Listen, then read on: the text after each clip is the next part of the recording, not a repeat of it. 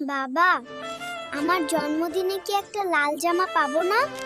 অবশ্যই মা, তুমি পাবে। আর কয়েকটা বস্তা টানলেই মেয়ের জামার টাকাটা হয়ে যাবে।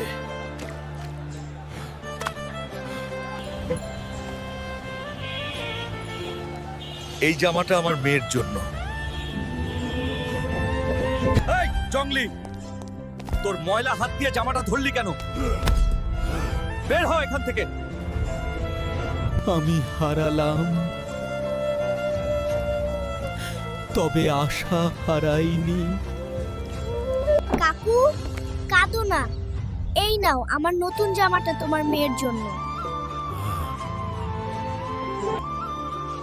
মন বড় হলে তবেই মানুষ হয়ে যায়। ধনী হওয়া মানে দামি গাড়ি না, ধনী হওয়া মানে একটা বড় মন থাকা।